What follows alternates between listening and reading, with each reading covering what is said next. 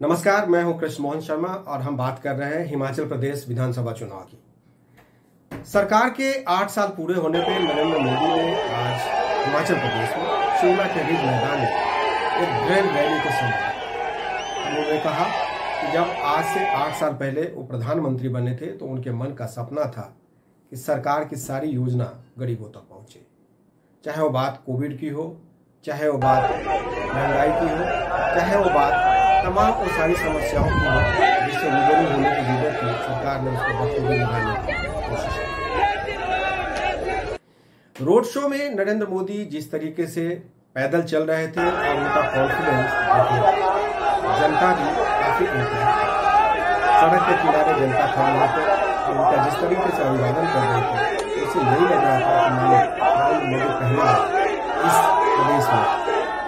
उससे उत्साह का पता चलता है, उससे ये पता चलता है कि पार्टी की स्ट्रेटजी क्या है। पार्टी की स्ट्रेटजी दरअसल हिमाचल प्रदेश में लगातार दूसरी बार सरकार बनाकर उन तमाम मिथ को दूर करने की है जिसमें ऐसा कहा जाता है कि पहाड़ी क्षेत्रों में, तमिलनाडु में, राजस्थान में एक बार सरकार जब बन जाती है तो दोबारा सरकार नहीं बनती। ये गलत है, क्योंकि अभी हाल के उत्तराखंड चुनाव में भारतीय जनता पार्टी काफी अच्छे तरीके से चुनाव जीत के आई और वहां के मिथ को खत्म कर दिया। उस फार्मूला को लेकर भारतीय जनता पार्टी हिमाचल प्रदेश का भी चुनाव जीतना चाहती है। हिमाचल प्रदेश की अगर हम बात करें तो निश्चित तौर पे जयराम ठाकुर यहाँ के मुख्यमंत्री हैं।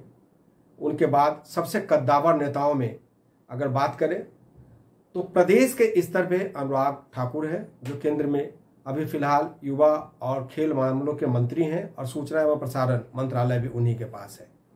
जहां तक बात रही जगत प्रकाश नड्डा की, वो पार्टी के राष्ट्रीय अध्यक्ष हैं और उनके लिए मुख्यमंत्री का पद अब काफी छोटा है। नरेंद्र मोदी का जिस तरीके से करिश्मा आज भी बरकरार है, उससे ऐसा लगता है कि कांग्रेस पार्टी का मोदी जी चल रहे थे, मोदी का अभिवादन स्वीकार कर रहे थे। इसी बीच एक लड़की ने एक नेता सिंह की फोटो बनाकर करने की कोशिश की। तो नरेंद्र मोदी जिसके लिए जाने जाते हैं, सुरक्षा के बीच रुक कर उन्होंने फोटो को स्वीकार किया।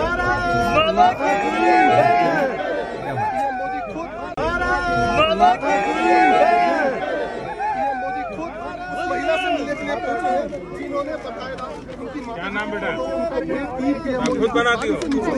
कितने दिन में बनाए? एक दिन में बनाए। अच्छा, कहाँ रहती हो?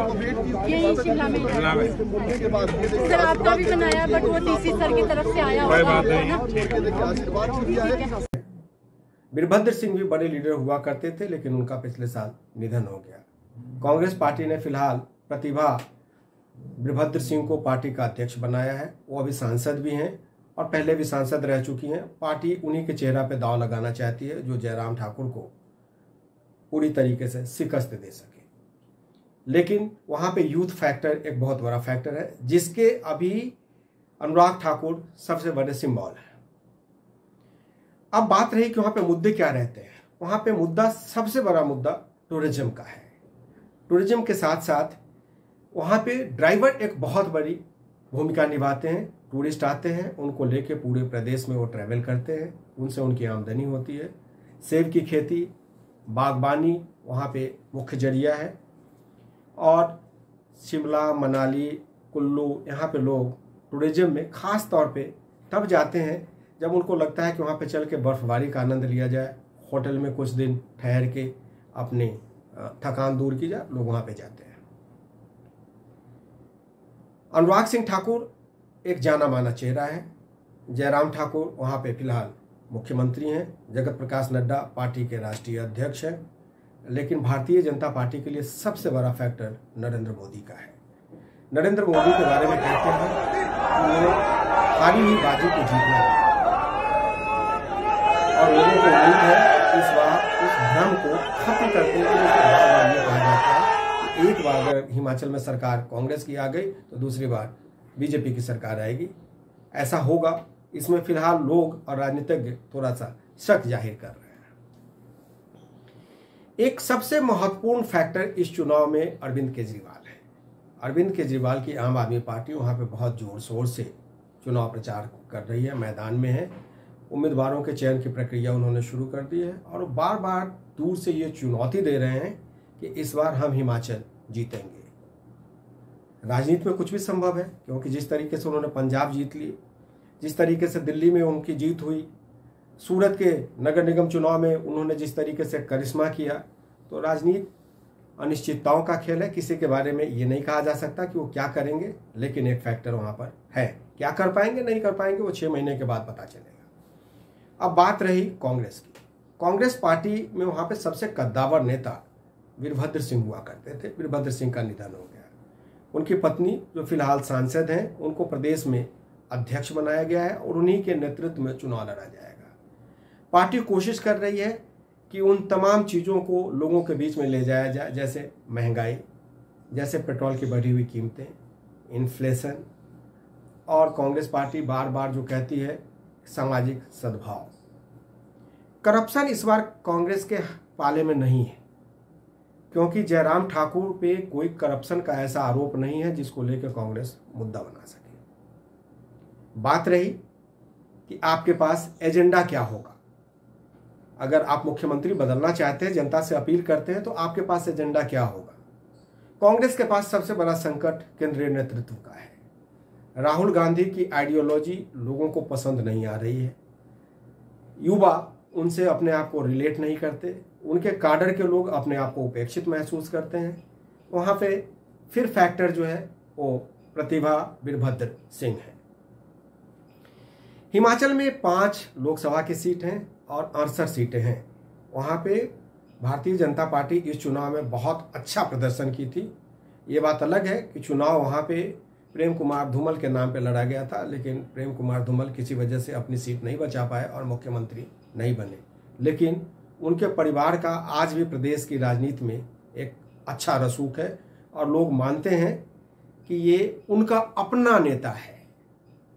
अगर प्रेम कुमार धूमल कुछ कहते हैं तो लोग उससे इस तरह रिलेट करते हैं कि अगर वो कुछ कह रहे हैं तो उनके भले की बात की जा रही होगी।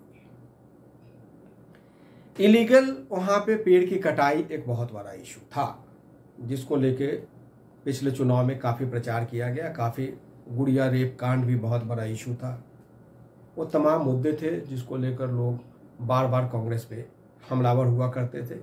लेकिन कांग्रेस के पास सिवाय महंगाई के और ऐसी कोई मुद्दा उनके पास नहीं है जिसको लेके वो भारतीय जनता पार्टी और जयराम ठाकुर पे हल्ला कर सके। अब देखने वाली बात ये होगी कि एंटी इनकम्बेंसी का 3 से 4% वोट अगर केजरीवाल किसी भी तरीके से काट लेते हैं तो कांग्रेस पार्टी के लिए बड़ी मुसीबत होने वाली है। और कांग्रेस पार्टी और आम आदमी पार्टी का कोई गठबंधन होगा, इसकी संभावना दूर दूर तक नहीं दिखाई देती है। तो ये कहना शायद गलत नहीं होगा कि हिमाचल प्रदेश में पहली बार शायद त्रिकोणीय मुकाबला होगा। त्रिकोणीय ऐसा नहीं कि एक आम आदमी पार्टी की भी सरकार बन सकती है, ऐसा कुछ भी नहीं है, लेकिन मुकाबला त्रिकोणीय है। त्रिकोणीय इसलिए होगा क्योंकि वो ठीक चुनाव लड़ रहे हैं और उनकी स्ट्रेटजी कम से कम कांग्रेस के मुकाबले ज्यादा एग्रेसिव है। नरेंद्र मोदी की आज रैली ने यह साबित कर दिया कि पार्टी कितना सीरियसली इस प्रदेश को ले रही है। इस प्रदेश को इसलिए भी सीरियसली ले रही है क्योंकि यहाँ पे चुनाव पार्टी जीत जाती है। अभी अगले साल के राजस्थान में भी पार्टी पिछली बार अच्छा नहीं कर पाई थी, हार गई थी। इसका मैसेज एक बहुत ही दूरगामी जाएगा।